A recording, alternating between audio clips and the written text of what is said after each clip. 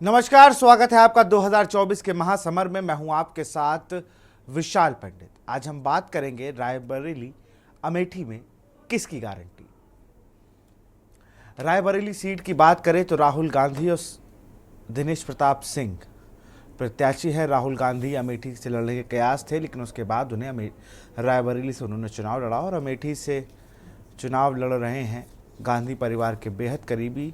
लगभग 40 साल से रायबरेली अमेठी से जो भी गांधी परिवार से सांसद हुआ उसका काम देखने वाले और कांग्रेस के राष्ट्रीय सचिव किशोरी लाल शर्मा। पर इन दोनों ही बातों में एक चीज़ सामान्य है, वो है प्रियंका गांधी। दोनों लोकसभाओं में प्रियंका गांधी जी तोड़ मेहनत कर रही हैं। प्रियंका गांधी कहीं ना कहीं नॉन प्लेइंग कैप्टन है। जैसे हम लोग अमूमन आईपीएल की टीमों में कोच को बाहर से गाइडेंस करते देखते हैं और वो जब टाइम आउट होता है तो वो आता है ग्राउंड पर सबको समझाता है। उसी तरीके से कहीं ना कहीं स्टार प्रचारक की भूमिका में वो पहले से थी, लेकिन उन्होंने जो वादा किया था कि 10 से 18 तारीख तक मैं वहीं रहूँगी, वही काम वो कर भी रही हैं। फिलहाल रोज़ सभाएं हो रही हैं, रोज़ तमाम चीज़ें हो रही हैं। इस बार कांग्रेस के लिए एक बहुत अच्छी बात यह भी है कि 17 में जो गठबंधन थोड़ा डिस्टर्बिंग था, इस बार वो गठबंधन बहुत अच्छा हो गया। अगर बात करें समाजवादी पार्टी की तो अखिलेश यादव ने अपने कार्यकर्ताओं को हिदायत दी है कि उत्तर प्रदेश में जिन लोकसभा सीटों पर सहयोगी कांग्रेस चुनाव लड़ रही है वो वहां जाकर पूरी ताकत लगाएं और अपनी पार्टी के उम्मीदवार ही चुनावी मैदान में है, ये बात सबको बताएं। उनकी ये हिदायत है। रायबरेली और अमेठी में जमीनी स्तर पर काम करते नजर आ रही है, क्योंकि कांग्रेस के चुनावी कार्यक्रम में लाल टोपी पहने सपा समर्थक बड़ी संख्या में मौजूद रहते हैं। 2017 में विधानसभा चुनाव में सपा कांग्रेस गठबंधन भले ही परवान चढ़ने में नाकाम हुआ, लेकिन अमेठी और रायबरेली की हाई प्रोफाइल सीटों पर दोनों दलों के कार्यकर्ता जीत सुनिश्चित करने के लिए जमीन पर एक टीम के रूप में काम करते दिखाई दे रहे हैं। इसी के साथ आज अमेठी में प्रियंका गांधी नुक्कड़ सभाएं कर रही हैं। अमूमन अब इस चुनाव में बंद हो चुका है, बड़ी बड़ी जनसभाएं और रैलियां हो रही हैं, लेकिन लोकल स्तर पर भी अगर हम और किसी लोकसभा की बात करें तो नुक्कड़ सभाएं बंद हो गया है। लोगों ने पैदल चलना और जनता से सीधे मेल मिलाप लगभग ख़त्म कर दिया है नेताओं ने। लेकिन प्रियंका गांधी नुक्कड़ सभाएं कर रही थी और आज उन्होंने फिर से नरेंद्र मोदी जो कि देश के प्रधानमंत्री हैं उन पर निशाना साधा। एक बार सुन लेते हैं क्या कुछ कहा उन्होंने। क्या है, कौन बताएगा? सच्चाई क्या है? सच्चाई वो है जो आपको दिखाया जा रहा है, जो मोदी जी बड़े बड़े मंचों पे कह रहे हैं कि देश बड़ा आगे चल रहा है, अब अर्थव्यवस्था बहुत मजबूत हो गई है। 10 सालों में इतना काम नहीं हुआ जितना 70 सालों में हुआ था। मतलब उसका उल्टा कि 10 सालों में इतना काम हुआ है कि 70 सालों में कांग्रेस ने कुछ नहीं किया, उससे ज्यादा काम हमने 10 सालों में कर लिया। यह बताया जाता है आपको। सही कह रहे हैं कि जो 70 सालों में जो जो खड़ा किया था वो तो सारा इन्होंने बेच दिया। अगर 70 सालों में कुछ बना नहीं होता तो बेचते क्या, देते कैसे अपने मित्रों को? सही बात है। और कई जगह जो काम हमने कम से कम आपके क्षेत्र में जो शुरू किए वो बंद भी करा दिए। यहाँ भैया फूड पार्क लाने वाले थे, उसकी शुरुआत भी हो गई थी, उसको बंद कर दिया। उससे किसानों का कितना लाभ होता। एम्स खुला रायबरेली में, उसको भी ठंडे बस्ते में डाल दिया। उसका बड़ा होना चाहिए था, उसका छोटा सा खोल के छोड़ दिया है। तो सच्चाई ये है, आपका संघर्ष है, सच्चाई आपका जीवन है, और कोई सच्चाई नहीं है इस देश में। सच्चाई इस देश का किसान है, जो रोज खून पसीना अपना बहा रहा है, मेहनत कर रहा है, लेकिन उसकी कमाई नहीं हो रही है। सच्चाई मेरी बहनें हैं जो कुछ भी कर ले महंगाई का सामना नहीं कर पा रही हैं, रो रही हैं। सच्चाई इस देश का नौजवान है जिसको रोजगार नहीं मिल रहा है, शिक्षित है, बीटेक, बीएससी, एमएससी, एमए सब कुछ कर लिया है, भर्ती की परीक्षा देता है, पेपर लीक हो जाता है, पेपर लीक होता है, फिर से देता है, घोटाला हो जाता है। सब अंधेरा ही अंधेरा है आपके सामने। और जितनी मुश्किलें वो बढ़ी जा रही हैं, लेकिन राहत नहीं।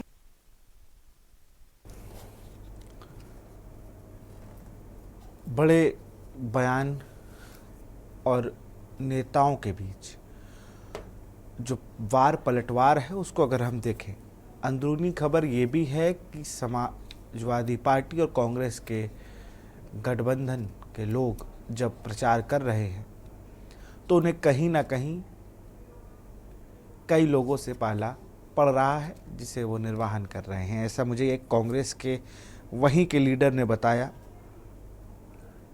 पार्षदों, माफ करिएगा, प्रधानों को धमकाने की खबर है, तमाम खबरें हैं। हम उसको लेकर भी चीज़ें, हमारे साथ मदन मोहन शुक्ला कांग्रेस के वरिष्ठ नेता हैं और एक समय में कांग्रेस की ज्वाइनिंग कमेटी के अध्यक्ष भी थे। मुझे लगता है वो 17 का ही चुनाव था। अनीस अंसारी जी हैं, बीजेपी के नेता हैं, बहुत बहुत स्वागत है। ओपी मिश्रा वरिष्ठ पत्रकार भी हमारे साथ जुड़ेंगे।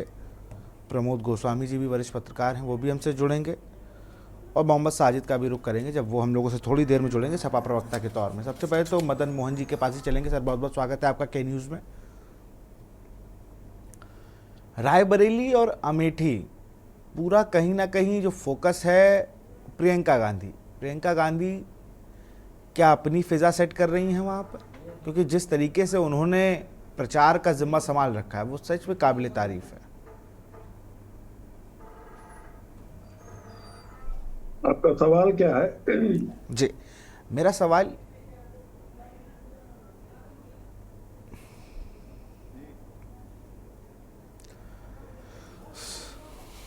हेलो जी, मदन जी आपको आवाज़ आ रही है?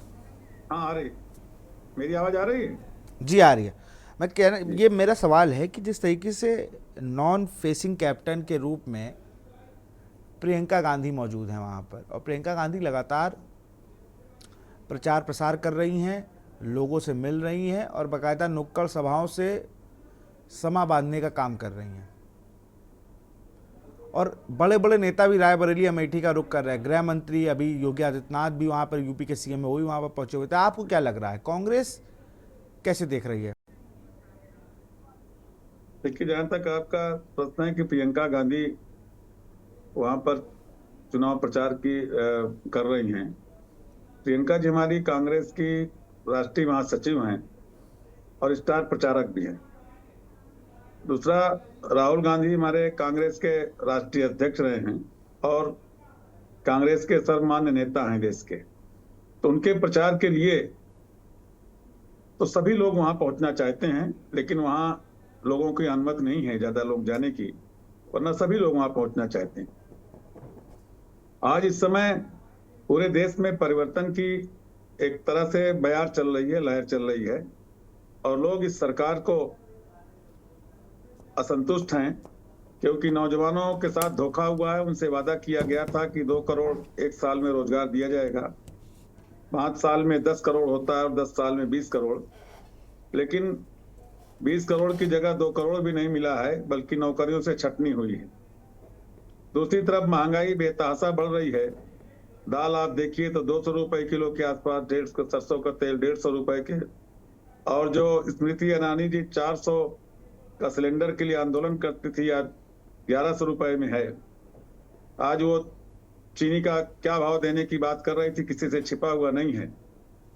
दूसरी तरफ अमेठी का विकास जो कुछ भी हुआ है वो कांग्रेस के कार्यकाल में हुआ है, जब कांग्रेस के हमारे नेता वहां, चाहे संजय गांधी रहे हों, चाहे राजीव जी रहे हों और चाहे राहुल गांधी जी रहे हों, जो भी अमेठी का विकास हुआ है, चाहे रेलवे स्टेशन का हो, चाहे सड़क का हो, चाहे हाईवे का हो, चाहे HAL का हो, चाहे वहां के विद्यालय हो, चाहे अस्पताल हो, जो भी विकास आज दिखाई पड़ रहा है अमेठी का, अगर आप पिछला इतिहास उठाकर देखेंगे जो अमेठी की स्थिति थी, चाहे रोड का, बिजलीकरण हो, चाहे पानी की व्यवस्था हो, चाहे खाद की व्यवस्था हो, चाहे बीज की व्यवस्था हो, वो सब कांग्रेस के शासनकाल में हुआ है।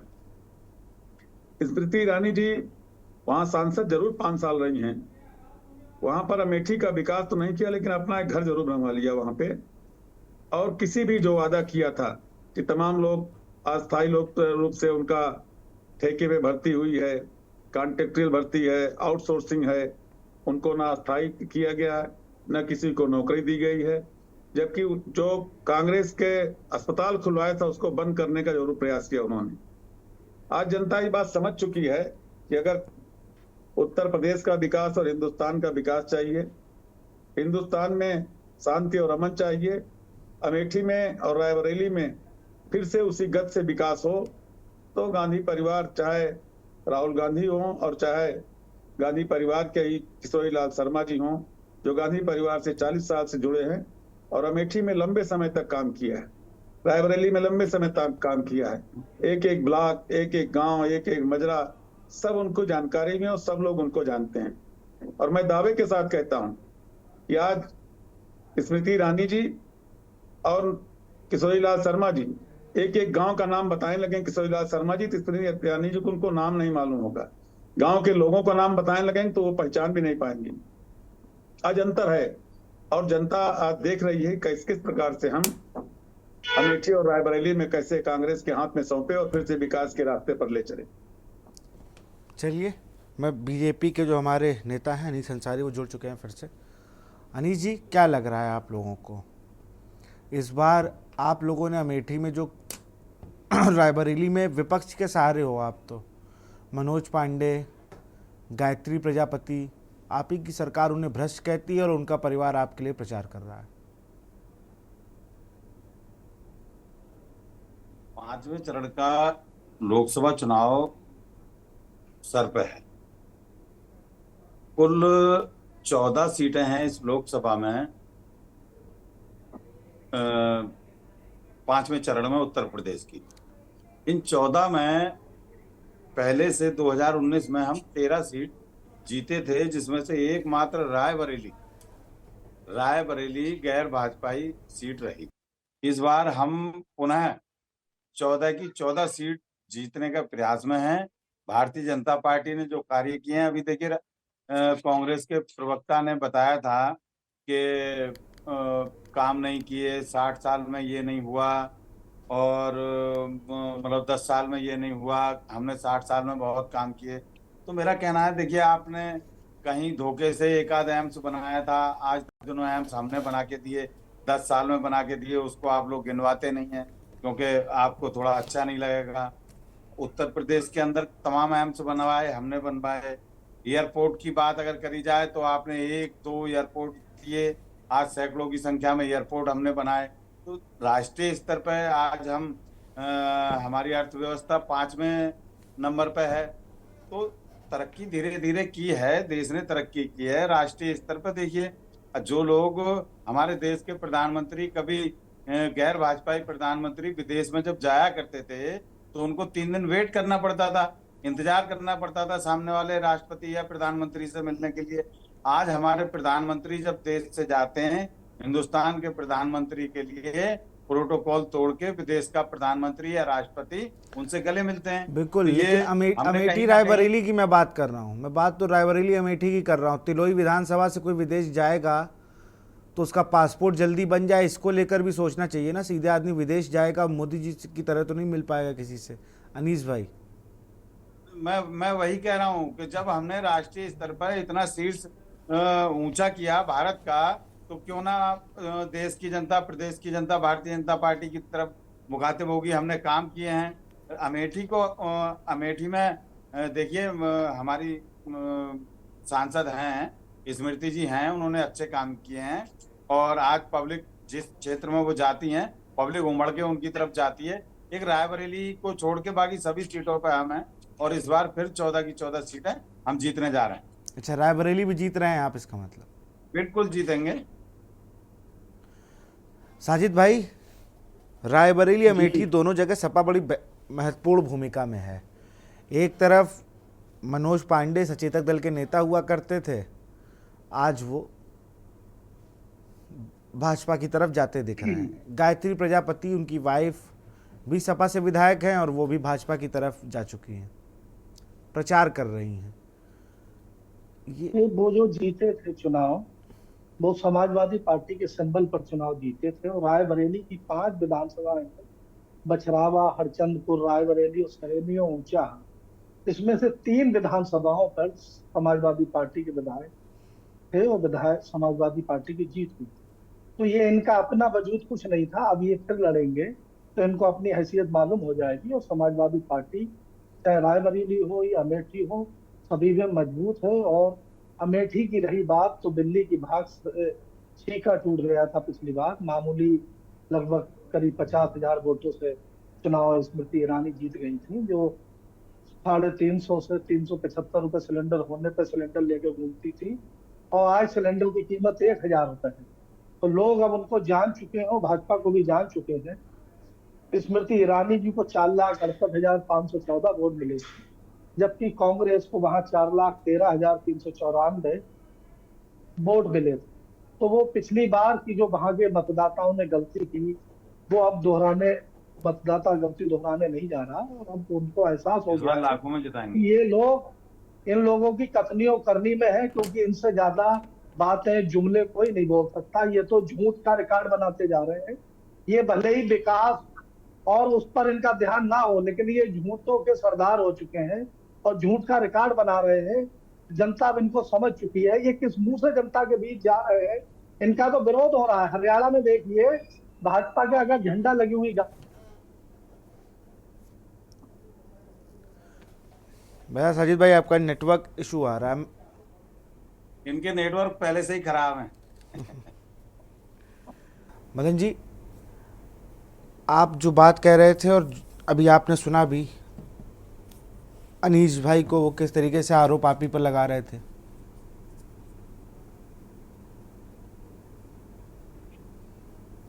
देखिए, उनको तो तकलीफ होती है कि अनीस भाई ऐसे लोगों के समर्थन में खड़े हैं जो हिंदुस्तान में कपड़े के नाम पर पहचाने जाते हैं, जो हिंदुस्तान में भारतीय जनता पार्टी के नेता और सांसद खुलेआम कहते हैं कि अल्पसंख्यकों को दुकान से कोई सामान न लीजिए। ऐसे पार्टी की आज ये वकालत कर रहे हैं, प्रवक्ता के रूप बैठे हैं, जो पूरे उत्तर प्रदेश में एक भी माइनॉरिटी को लोकसभा का प्रत्याशी नहीं बनाती। ऐसे लोगों की ये वकालत करने के लिए खड़े हुए हैं जो हिंदुस्तान में अमन और चैन को खराब करना चाहते हैं, देश में अशांति पैदा करना चाहते हैं, धर्म और जाति के नाम पर वोट की राजनीति करना चाहते हैं। कभी हिंदुस्तान पाकिस्तान की बात करेंगे, कभी हिंदू मुसलमान की बात करेंगे, कभी अगड़े पिछड़े की बात करेंगे। ये कभी भी देश की महंगाई की बात नहीं करेंगे, नौजवानों के रोजगार की नहीं बात करेंगे, किसानों के एमएसपी की बात नहीं करेंगे, महिलाओं के संरक्षण और सुरक्षा की बात नहीं करेंगे। आज वहां पर मणिपुर में महिला के साथ क्या हुआ, ये देश से छिपा हुआ नहीं है। आज वो रमन्ना एक हैं जिनके संदेश खाली भी बोलिएगा, हैं, संदेश खाली भी याद करिएगा। हाँ, संदेश खाली बता रहे हैं। रमन्ना जिनके मोदी जी कंधे पे हाथ रख हमारे प्रिय प्रत्याशी बताते हैं, जिनके 2,500-3 हजार वीडियो वायरल हुए हैं बलात्कार के और छेड़खानी के और महिलाओं के अपमान के, रोती चिल्लाती महिलाओं के, जिनको इन्होंने अपने संरक्षण विदेश रवाना कर दिया। उनका भारतीय जनता पार्टी का लोकसभा प्रत्याशी है। अनीस भाई जैसे लोग नहीं बनाए गए हैं, जो यहाँ ईमानदार अच्छे लोग बैठे हुए हैं, वो नहीं बनाए गए। ऐसे लोग जो इनके बाबा राम रहीम हैं, जिन्होंने बलात्कार के मामले में इनको सजा हुई, उनको हरियाणा सरकार से बार बार पैरोल दिला देते हैं, जो मोदी जी के गुरु रहे संत आसाराम बापू, जिनके चरणों में बैठ कर उन्होंने राजनीति सीखी, आशीर्वाद से जहां तक पहुंचे, वो आज महिला के बलात्कार के मामले में जेल में हैं। आज ऐसी पार्टी के बारे में जब अनीस भाई जैसे लोग जब उनकी वकालत करते हैं, उनके प्रवक्ता बनते हैं, भय में करते हैं, लालच में करते हैं, मैं नहीं जानता हूं, लेकिन जब तक सच्चाई के साथ नहीं खड़े होंगे, समाज और देश का कोई भला होने वाला नहीं है। आज देश का प्रधानमंत्री पहली बार हिंदुस्तान में ये कहता है कि नोटे भर भर के आ रहे टेम्पो में, काला धन आ रहा है अंबानी और अडानी के यहाँ। देश का प्रधानमंत्री जानता है अंबानी और अडानी के यहाँ काला धन है जो टेम्पो में भर भर के जा रहा है। प्रधानमंत्री से बड़ा कोई पद नहीं होता, न कोई कार्रवाई होती, न कोई जांच होती है। आज ना कोई टेम्पो वाला पकड़ा जाता है, न सीबीआई और ईडी उनसे पूछती है कि बताइए कहां पे रखा है, कौन सा सूत्र आपके पास है। जहां पर चुनाव आयोग की निष्पक्षता के लिए सुप्रीम कोर्ट आदेश करता है कि एक चीफ जस्टिस होगा, एक विपक्ष के नेता होगा, एक प्रधानमंत्री होगा, उस कानून को बदल करके हम होंगे, हमारा मंत्री होगा। इसके मन में दाल में कुछ काला है, आपके मन में कुछ खोट है। चुनाव आयोग को निष्पक्ष नहीं रहने देना चाहते हैं। आज इन परिस्थितियों में अनीस भाई जैसे लोगों को संविधान और लोकतंत्र के साथ खड़ा होना चाहिए। मैं इनसे अपेक्षा करता हूं। इस देश में आज संविधान खतरे में है, आज लोकतंत्र खतरे में है, आज देश की सामाजिक संस्थाएं खतरे में हैं। आज देश का चाहे गरीब हो, चाहे दलित हो, चाहे अल्पसंख्यक हो, चाहे महिलाएं हों, सभी के साथ अत्याचार के पराकाष्ठा है। जो राष्ट्रीय खिलाड़ी हैं वहां पर जंतर मंतर पर धार्मिक बैठती हैं कि आपका सांसद उनके साथ अवैध संबंध बनाना चाहता है, उनके साथ छेड़खानी करता है, रोती हैं, चिल्लाती हैं। प्रधानमंत्री के पास 1 मिनट उससे मिलने के लिए समय नहीं है। बड़ी बड़ी बातें करते हैं, किसान धरने पर बैठे रहते हैं, 700 किसान मर जाते हैं, लेकिन प्रधानमंत्री को उनसे मिलने के लिए समय नहीं है। उनको मिलने का समय किससे है? जो उनके चाटुकारिता करता हो, जो उनसे चरण चुम्बन करता हो, उनसे मिलने का समय है। आज कैबिनेट में कोई निर्णय नहीं होता है, प्रधानमंत्री का निर्णय होता है, कैबिनेट की मोहर लगवाई जाती है। आज हिंदुस्तान का आम नागरिक नहीं जानता है कि प्रधानमंत्री और गृह मंत्री के अलावा कौन सा विभाग किस मंत्री के पास है, किसी से पूछे नाम नहीं जानता है। पेपर नौकरी के लिए पेपर होता है और लीक हो जाता है, फिर टल जाता है, उनके पैसे चले जाते हैं, फिर टल जाता है। नौकरी के नाम पे खिलवाड़ हो रहा है, लोगों का शोषण हो रहा है। आज गरीबों को किसी प्रकार से सुविधाएं न दे करके कांग्रेस ने गरीबों के लिए एक भोजन का अधिकार कानून पास किया। उसका 1 रुपए किलो गेहूं और 2 रुपए किलो चावल की व्यवस्था की गई। उसका श्रेय लेने के लिए अपनी फोटो छपवा कर झोले में कि हम मुफ्त अनाज दे रहे हैं, श्रेय लेने के लिए कानून बनाया है कांग्रेस ने। कांग्रेस सरकार ने उनको संवैधानिक अधिकार दिया है कि 1 रुपए किलो 2 रुपए किलो में आपको मिलेगा। हर गरीब को आप उसको मुफ्त दे करके अपना श्रेय लेना चाहते हो कि मोदी दे रहे हैं, सरकार नहीं कर रही है। आज सरकार हिंदुस्तान में नहीं चल रही है।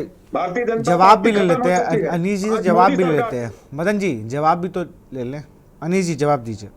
आने वाला चुनाव इसका जवाब देने जा रहा है कि अब ये देश झूठ पर, ये देश नफरत पर, ये देश जो विकास के विरुद्ध काम हो रहा है, ये देश हमारे आपस में लड़ाने की जो साजिश चल रही है, ये देश जो किसी प्रकार से बिल्कुल हिंदुस्तान में 4 गुना कर्जा बढ़ गया है। अब जरा अनीस अंसारी से जवाब भी ले लेते हैं इस पे, इन सारे सवालों पर अनीस अंसारी से जवाब भी ले लेते हैं। अनीस जी जवाब दीजिए। बनने जा रही है और भारतीय जनता पार्टी का जो 420 का नारा है वो 420 से साबित होगा। ठीक, अनीस जी। देखिए, सबसे पहले मैं ये कहना चाहूंगा, एक गरीब परिवार से निकल के पार्टी का कार्यकर्ता जब देश का प्रधानमंत्री बनता है तो पता नहीं क्यों इन कांग्रेसियों के पेट में दर्द हो जाता है कि उन्होंने अच्छे कपड़े पहन लिए, उसने अच्छे खाना खा लिया। एक प्रोटोकॉल है, प्रधानमंत्री को अच्छे कपड़े पहनने का अधिकार है। भाई तुम्हारे घर से तो जाते नहीं है कपड़े। दूसरी बात मैं कहूंगा, महिलाओं की बात आप याद कीजिए, नैना साहनी हत्याकांड, कांग्रेसियों ने खुद उस महिला को तंदूर में जलाया था। अब ज्यादा पुरानी बात कहूंगा तो विशाल जी कहेंगे कि आप बहुत पीछे चले गए। अभी कल की याद कर लीजिए, इंडी गठबंधन का हिस्सा है वो, आपके केजरीवाल जी, उनके ऑफिस में एक महिला के साथ बदसलूकी हुई है। मेरे पास वीडियो है, अगर आपके पास ना हो तो मैं दिखा सकता हूँ, वीडियो मेरे पास है। इसमें महिला के साथ मारपीट की जा रही है। ठीक है, आप बात करते हैं अच्छाई की कि हम इतने अच्छे, साफ सुथरा बनने के लिए, साफ सुथरी बातें करने के लिए खुद भी साफ सुथरा होना जरूरी है। रही बात के मुस्लिम है कि क्यों भाजपा में है, ये मेरा अधिकार है, मेरा अधिकार है। और हिंदू, मुस्लिम, सिख, ईसाई, बौद्ध, जैन, पारसी जो भी हैं भारतीय जनता पार्टी के साथ थे, हैं और रहेंगे। आपको सपने देखने की आदत है कांग्रेस वालों को, आप सपने देखिए, मुंगेरी लाल के हसीन सपने देखिए। आप 14 सीटें हैं, 5वें चरण में चुनाव होने जा रहा है, 14 की 14 सीटें भारतीय जनता पार्टी जीतने जा रही है। आपने पिछली बार भी हमें नहीं जिताया था अपने जुबान से, इस बार भी आप तो अपना काम करेंगे ना, विपक्ष में हैं, इसलिए भारतीय जनता पार्टी फिर से 5वें चरण की 14 सीटें जीतने जा रही हैं। महिलाओं का अपमान आपने सबसे ज्यादा किया, सम्मान हमने किया। इसी तरह से जैसे आप अभी एक बात और कह रहे थे कि आपको उस पार्टी में, भारतीय जनता पार्टी में नहीं रहना चाहिए। क्यों नहीं रहना चाहिए भाई? जब मैं जाता हूँ, मेरे यहाँ जब पूरे उत्तर प्रदेश में नहीं, पूरे हिंदुस्तान में जब राम मंदिर निर्माण के बाद वहां पर जो पूजा वगैरह हुई थी 22 फरवरी को, मैंने स्वागत किया उस यात्रा का। मुझे लोगों ने गले लगाया, मैंने जब उन्होंने गले लगाया, उसके बाद ईद पे चौगने हिंदू समुदाय के लोग, हिंदू समुदाय के भाई मेरे घर सेवैयां खाने आए थे। ये तो सौहार्द बढ़ाने की बात करते हैं हम। आपकी तरह ये नहीं है कि आप हिंदू मुस्लिम में बांटो। आपकी बात की जब हम व्याख्या करते हैं, हमारा नेता कोई व्याख्या करता है कि आप देखिए आप हिंदू के लिए ये कर रहे हैं, मुस्लिम के लिए ये कर रहे हैं, तब आप आरोप लगाते हैं भारतीय जनता पार्टी वालों पर कि देखिए ये हिंदू मुस्लिम की बात कर रहे हैं। आप अपने आप को देखिए, आपने आज तक क्या किया? आज तक सच्चाई तो ये, जब आपने मुझे करोदा है इसलिए मुझे कहना पड़ रहा है, मुसलमानों को तेजपात, जैसे बिरयानी में तेजपात के पत्ते की तरह आपने इस्तेमाल किया और इस्तेमाल करके कांग्रेसियों ने फेंक दिया। और आज अगर शिक्षा में सबसे पीछे इस देश का मुस्लिम है तो कांग्रेस की वजह से, इस देश का मुस्लिम अगर पीछे है तो सपा की वजह से, बसपा की वजह से। आप लोग अपने आप को अपने गिरेबान में झांक के तब बात कीजिए। हमारी कौम के साथ, मेरे मुस्लिम समाज के साथ सबसे ज्यादा देशभाव किया आपने। भारतीय जनता पार्टी ने तो सबका साथ, सबका विकास, सबके विश्वास की नीति पर काम किया। इसलिए मुझ जैसे हजारों, सैकड़ों, लाखों मुस्लिम नौजवान भारतीय जनता पार्टी के साथ हैं, बिल्कुल और रहेंगे। कितने लोगों को लोकसभा का टिकट दिया, कितने को विधानसभा का टिकट दिया है? राज्यसभा अपनी लड़ाई नहीं लड़ सकते, मंत्री समाज भी की बना लड़ाई दिया हमने, तो देश की लड़ाई साजिश क्या लड़ाई? आजाद जी को घर बैठे मंत्री बना दिया। हमारे कार्यकर्ता थे वे, मुख्तार अब्बास नकवी को बनाया हमने, क्यों नहीं बनाया? अनेकों हैं, 4 तो उत्तर प्रदेश में हैं। चलिए इस पे जवाब लेंगे हम मोहम्मद साजिद से, लेकिन यहाँ एक वक्त है छोटे से ब्रेक का।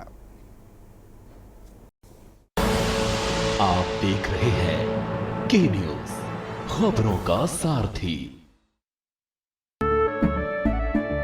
केसरिया से मन जोगी हुआ रे, दिल झूमे देखो मतवारा हुआ रे। केसरिया से मन जोगी हुआ। हर पल मनाओ केसरी त्योहार। विमल, बोलो जुबान केसरी।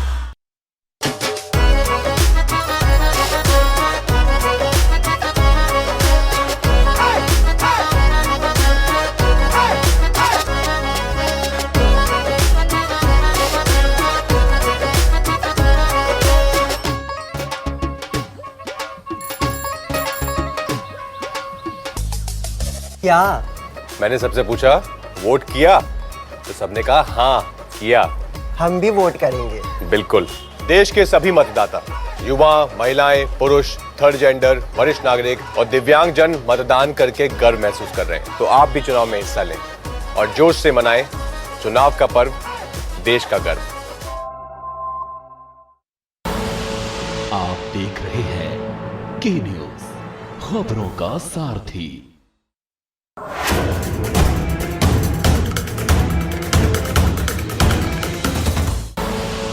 आप देख रहे हैं के न्यूज, खबरों का सारथी।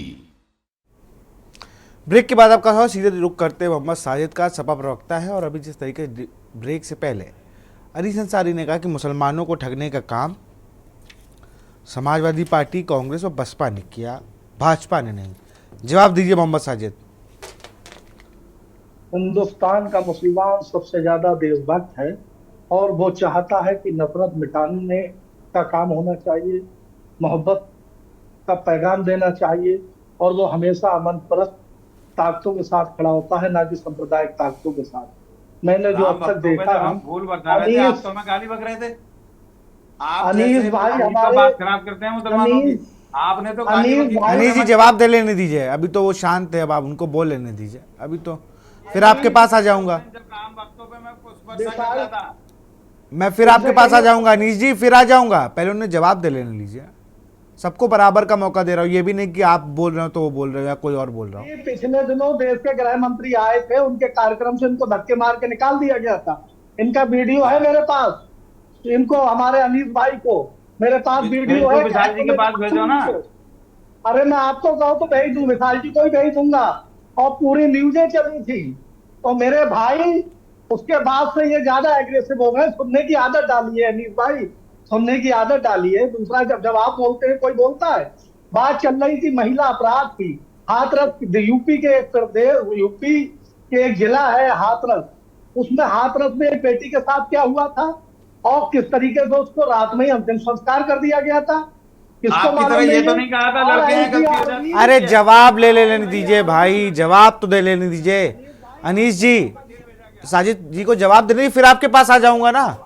आप बोले थे तो दूसरा कोई नहीं बोला था। सुनने की आदत डाली है, किसने क्यों गर्म है भाई। होती है, दूसरे को बोलना पड़ता है। आपकी गलतियां जो है हमारी भाषा, आप हमारी भाषा ठीक है।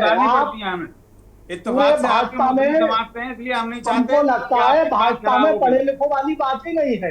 पता नहीं कैसे आप लोग जो है आपकी तो सारे लोगों की डिग्रियां चेक होनी चाहिए, कहीं दूसरी तीसरी वाले कहीं इंटर और मास्टर डिग्री लिए तो नहीं बैठे हैं। भाषाएं जरूर आपकी चेक खराब है, कराऊंगा आपको सुनना चाहिए। मेरी तो करा लीजिएगा, IMJP रोहिलखंड यूनिवर्सिटी से है, मैं रोल नंबर भेज दूंगा आपको, नहीं डिग्री नहीं, लेकिन कुछ आप और अपनी चेक चेक कराऊंगा कराइए। आपका वो कुछ तो और आप चेक कुछ नहीं, कराऊंगा, विशाल जी को ही वो भेजूंगा फिर। आप चेक कराते रहिएगा, मुझे कोई उस पर दिक्कत नहीं है, वो तो आप चेक करा फिलहाल रहे हैं। बहस के मुद्दे पे ही रहते हैं, बाकी सब चीजें जो है उन्हें बिल्कुल। तो मैं ये कहना चाह रहा था कि महिला अपराध पे बात हो रही थी, तो हिंदुस्तान में महिला अपराध बढ़े हैं। NCRB की रिपोर्ट देख लीजिए, चाहे रेप की घटनाएं हों या महिलाओं के शोषण के मामले हों, और 2021 से 22 के बीच में 76 मामले तो यूपी में ऐसे आए हैं जो पुलिस अभिरक्षा में उनके साथ जो है वो शिकायतें हुई हैं, यौन उत्पीड़न या तमाम अन्य जो है वो उनके शोषण की। इसी तरीके से पूरे देश में यही हाल है। किसानों की आत्महत्या देख लीजिए आप, हिंदुस्तान दुनिया का नंबर 1 बन चुका है, लगातार आत्महत्या कर रहे हैं। इसके अलावा भी हिंदुस्तान में किस उस पर ये वोट मांगेंगे भाजपा वाले? आप बताइए कि 2 करोड़ लोगों को रोजगार देने की बात कही, क्या रोजगार दिया? हिंदुस्तान का युवा 83% युवा बेरोजगार है। हिंदुस्तान जो है वो GDP 57% कर्ज में है GDP का। यहाँ 166 लाख करोड़ रुपए कर्ज था, जो बढ़ के 59 लाख करोड़ रुपए कर्ज था, जो बढ़ के 178.66 लाख करोड़ रुपए कर्ज हो गया। तो हिंदुस्तान के उसमें जो है वो हिटलर शाही का ये आलम है कि वेरिटीज ऑफ डेमोक्रेसी की रिपोर्ट आई है, उसमें हम चुनावी तानाशाह बन चुके हैं। अब हम वर्ल्ड हंगर इंडेक्स में हम लोग लगातार पिछड़ रहे हैं, वर्ल्ड प्रेस फ्रीडम इंडेक्स में हम लगातार पिछड़ रहे हैं। अभी इनके भाजपा के 2 बार के राज्यसभा सदस्य थे सुभाष चंद्रा जी, उन्होंने ही जो है वो प्रेस दिवस पर उन्होंने कहा है कि भारत में लगातार जो है वो प्रेस की आजादी को छीना जा रहा है। ये अफसोसजनक बात है। जो भाजपा से ही सांसद रहे 2 बार राज्यसभा सदस्य, तो और जी न्यूज ग्रुप के मालिक भी हैं। तो आप ये किस उस पर जो है वो जनता इनको नकार चुकी है। और यूपी में जितने भी चरण में अभी तक 4 चरण में चुनाव हुए हैं, हर चरण में ये चुनाव में हार रहे हैं। और यही स्थिति है कि अब ये दोबारा आने वाले नहीं है, लेकिन ये झूठ और अपने जुमलों से लोगों को फंसाने की, और कब रोने लगे ये कोई पता नहीं है। आज भी शायद एक महोदय रोए हैं, उनका जो है वो रूदे गले का वीडियो वायरल हो रहा है। तो आप ये बताइए, जो देश के जो प्रधानमंत्री है या गृह मंत्री है, ऐसे लोग जो है वो रूदे गले से आप वोट मांग, विकास पर बात करिए ना। आपको 10 साल दिया है जनता ने, आपको जो है वो विकास पर वोट मांगना चाहिए। आप इधर उधर मंगलसूत्र पर आ जाते हैं। कभी आपने मंगलसूत्र महिलाओं को पहनने लायक रखा कब? जब 2014 में सरकार कांग्रेस की थी, तब मंगलसूत्र जो है वो केवल जो सोना था 28,000 रुपए तोला था, 28,000 रुपए का 10 ग्राम था, आज 70,000 रुपए पहुंच गया है। आप किसानों पर आज गोलियां बरसा रहे हैं, देश में किसान आत्महत्याएं कर रहे हैं। आर्मी की बॉर्डर पर जो है वो आर्मी के साथ 85% घटनाएं बढ़ गई हैं। तो लगातार जब लोगों के मंगलसूत्र तो छीनने का काम भाजपा कर रही है, तो अब ये किस मुंह से वोट मांगेंगे? ये बात करते हैं कि मंगलसूत्र दूसरे ले जाएंगे। अरे आप तो विकास बताइए दूसरों को कि हमने ये विकास किया है, जनता हमें विकास पे वोट दे। लेकिन आप कपड़े पहचानने की बात करते हैं, आप मंगलसूत्र की बात करते हैं, आप 2 किलो राशन की बात करते हैं। क्या राशन इससे पहले इंडिया गठबंधन की कांग्रेस की सरकार में नहीं मिलता था? लेकिन उस समय चलिए, नेटवर्क आपका फिर से इशू कर गया है। मदन मोहन शुक्ला, हाँ 10 रुपए का मिलता था, 2 रुपए किलो। मैं रुक करता हूँ मदन मोहन जी का। मदन मोहन जी, आप पर भी आरोप लगा मुसलमानों को, आप भी पर भी ये आरोप लगा कि आप भी मुसलमानों को ठगते हैं। आपने मुसलमानों को, एक तरफ तो मैंने बयान सुन रहा था कि आरक्षण देने की बात कर रहे थे सारा, किसी से लेकर इस पर एक बड़ा बवाल मचा। मदन जी,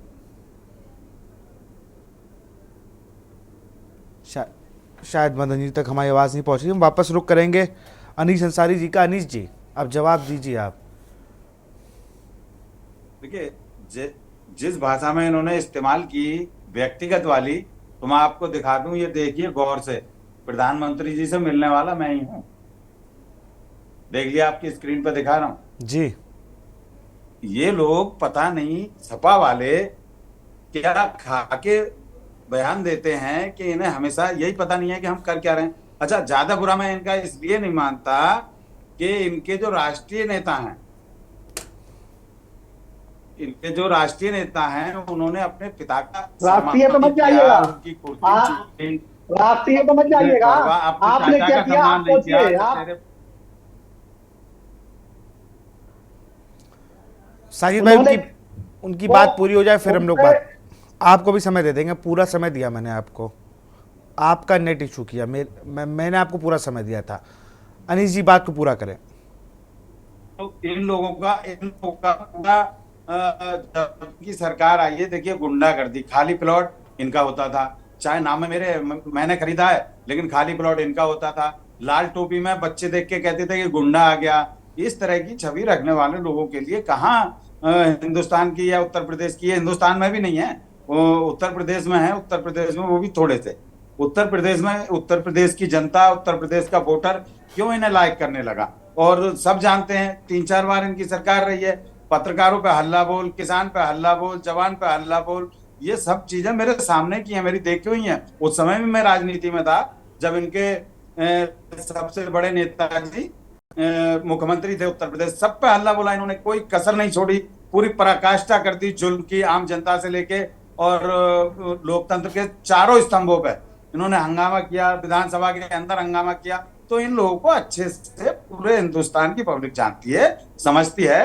बात वही है कि इनको कोई पूछने वाला नहीं है, बस थोड़ा सा अपने 4 किताब पढ़ के और ये मंच पे या कहीं भी बोल देते हैं। इनके नेताओं के सामने अपमान होता है। एक मुस्लिम नेता के साथ यहाँ तक कि इनके अखिलेश यादव जी बरेली आए हुए थे, इनके मुस्लिम नेता को मंच पे से भगाया गया था। और उसका जब मैंने प्रचार किया, मैं तो प्रचार करूंगा क्योंकि आप लोग मुसलमानों के हित में बोलते ही नहीं हो ना हो, तो इन लोगों ने एक यूट्यूब वाले से वीडियो फर्जी बनवाई और वो डाल दी, एक इकलौते। जबकि माननीय अमित शाह जी के कार्यक्रम में लगभग 300 पत्रकार थे, किसी ने कोई वीडियो नहीं डाली। मेरे कार्यकर्ता मेरे साथ हैं, हम लोग बैठ रहे हैं और उसी पे मतलब इन्होंने जो वॉइस थी, वॉइस में कह दिया कि भाजपा के मुस्लिम नेता को भगाया जा रहा। उस चीज को ये इशू बनाते हैं। अच्छा, इनको दूसरा डर ये है कि मेरी टीम, मेरे लोगों, मेरे मुस्लिम समाज के कार्यकर्ताओं के द्वारा बरेली लोकसभा में काफी तादाद में वोट मिला है किसका मुस्लिम वोट है, समाज ये का। देखिए किसका वोट है, इसलिए ये देखिए इनको किसका ये खतरा वोट है। सताया हुआ है। अरे अनिल जी, ये इनको वोट ये देखिए खतरा किसका सताया है। हुआ है, वो दिख रहा है, मैं तो खुद बता रहा हूँ ना। वो अनिल है तो भाई, आपका आप ही, देखिए वोट किसका आपका ही, है। आपका हमें ही तो पता वसीला भी है नहीं, वो, हम मैं तो दिखा रहा भूल हूँ। जाते हैं। हमें तो अगले दिन मालूम हुआ और हमें अफसोस हुआ कि आप और आपका वो भाई, आपके साथ क्या हाल है भाई? नोटिस का जवाब देना। चलिए जवाब ले ले, जवाब ले, जल्दी से जवाब दीजिए। हाँ, तो मेरा कहने का आपको मतलब तो ये है, मालूम- ये लोग व्यक्तिगत पे आ जाते आपको हैं, तो एकदम मालूम ही व्यक्तिगत, उस नहीं। पे आरोप लगाना, उस पे आरोप लगाना। मुझे इनके सारे काले कारनामे पते हैं, लेकिन मैंने आज तक इन पर आरोप नहीं लगाया। खैर, वो बात इनके साथ गलत करेंगे तो इनके साथ होगी। मेरा कहने का मतलब ये, फिर कहूंगा, देखिए 71 विधानसभा हैं 5वें चरण के उत्तर प्रदेश के चुनाव में। 71 विधानसभाओं में से 41 पे आज भी हम हैं और 30 पे अन्य दल हैं। मेरा कहने का मतलब सिर्फ और सिर्फ इतना है कि इस बार जो फ्रीज हो गए हैं आप अनीस अब जी। जैसे जैसे चरण बढ़ते जा रहे हैं, हमारी देखिए सरकार बनने लायक तो बहुमत हमारा हो गया, अच्छा 100% हो ये गया। कैसे आप पता देख चला लीजिए। आपको, ये पता कैसे चला? रुझान से पता चला हमें, अच्छा। आम पब्लिक से पता चला। अच्छा। अब जो विपक्षी नेता अगर कुछ चिल्ला रहे हैं तो उससे थोड़ी फर्क पड़ रहा है, सबको पता है ये गुंडे हैं, इनकी बात नहीं माननी, ये अवसरवादी हैं, इनकी बात नहीं माननी, इन्होंने हमें वोट बैंक समझा, इनकी बात नहीं माननी। आम पब्लिक सब जानती है। हमारी भारतीय जनता पार्टी ने सबके लिए काम किया है। इस बार सबका साथ, सबका विकास, सबका विश्वास और सबका प्रयास के अंतर्गत हम काम कर रहे हैं। हमारी सरकार बन रही है पुनः, और 14 की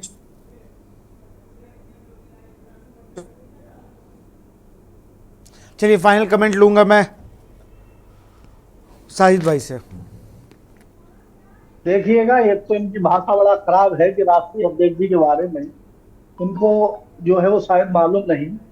इनके बारे में मुझे बहुत सी चीजें मालूम है, लेकिन मुझको, मैं बहुत हिसाबता से, क्योंकि मैं खुद भी पत्रकार रहा हूँ 24 साल, तो इनकी जो भाषा है वो पढ़े लिखे वाली होनी चाहिए, वो किसी भी बड़े नेता के वो बारे आपका ही में। तो चेला था, मैं तो पहले ही कह रहा हूँ विशाल जी को, वो आपका ही चेला था। मुझको तो मालूम भी नहीं, मुझे तो दूसरे दिन अखबार में पढ़ने के बाद मालूम हुआ आपके साथ ऐसा हादसा हो गया। शायद अभी आप मेरे बारे में जानते नहीं। मुझे सब तो मालूम है, मैं- आपका व्यापार भी पता है मुझे। वो तो चलिए सब मुद्दे कुछ पे ही मालूम रहते होगा, हैं, आप मुद्दे पता पे ही करिए रहते हैं। और पता अगर करिएगा। विशाल जी को आपके और बिजनेस, एक बार आपके व्यापार की विशाल जी को पता चल गया, चैनल पे भी ना बिठाएंगे। मैं वो क्या आप कह रहा हूँ, कुछ मुद्दे भी पे ही बता रहते हैं करेंगे, भाई। वो आपका काम है। ये आपका व्यक्तिगत तौर पर टिप्पणी झूठ मत और की जाए ना, झूठ वो मुद्दे पे रहते हैं। मैं दोनों लोगों से आग्रह करूंगा, मुद्दे पे ही रहे। झूठ और झूठ। देखिएगा एक बार फिर यूपी में इंडिया और साहिद जी, मैं रोकूंगा आपको यहाँ पे, मैं माफी के साथ आपको रोकूंगा।